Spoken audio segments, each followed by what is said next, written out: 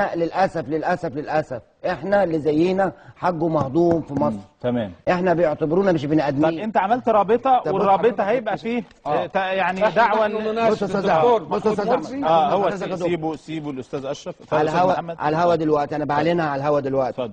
لكل الناس اللي اسلموا واللي عايزين يسلموا، بفضل ربنا جمعنا 4 محافظات في الصعيد وبره الصعيد. ناس قادره تحميكم وشغلكم واكلكم ولبسكم وشقتكم. مش دي رابطه؟ الرابطه ايوه. واللي ماسك الرابطه من اكبر ناس يعني كل بلد. مين اللي ماسك الرابطه؟ من كل بلد. معلش انا لان هم فعلا اصروا اني انا ما بس ده بشكل قانوني. ان شاء الله ان شاء الله هنسجلها ان شاء الله يعني في العلن وشيء ان شاء الله هتتسجل. ومشروع. ان شاء الله هتتسجل مدير هذه الرابطه ان شاء الله هتتسجل. وبعد اذن حلو. حضرتك يا استاذ محمد، لاي واحد عايز يخش الاسلام ده حريه عقيده. الحمد لله بفضل ربنا.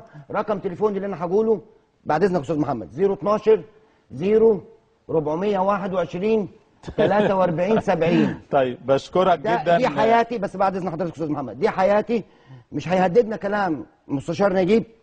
عندنا الحمد لله بفضل ربنا مستندات يقدم هو في النيابه. انا بعتبر دلوقتي الكلام اللي بقوله بلاغ للسيد النائب العام. انا معايا اسامي جثث وناس متورطه في الكنيسه. قدم بده بشكل رسمي. انا بقدم من خلال البرنامج. لا من خلال البرنامج دلوقتي النائب العام سياده النائب العام يامننا دخولنا النيابه وطلعنا منيها سلام، واحنا مستعدين انا والدكتور احمد نكون في النيابه في بكره الصبح. تمام. احنا في اي حاجه تخدم مصر. طيب انا ما هو عشان نخدم مصر شرعي وقانوني وفي العلن. بالظبط يا استاذ محمد. الهدف من البرنامج ان احنا نبقى في العلن. ونداء اخير في العلن. ونداء اخير بقى للشيخ احمد الطيب اللي هو سياده المستشار نجيب كان بيعمل له نداء. بقول له انا من الاقصر وانت من الجرنه.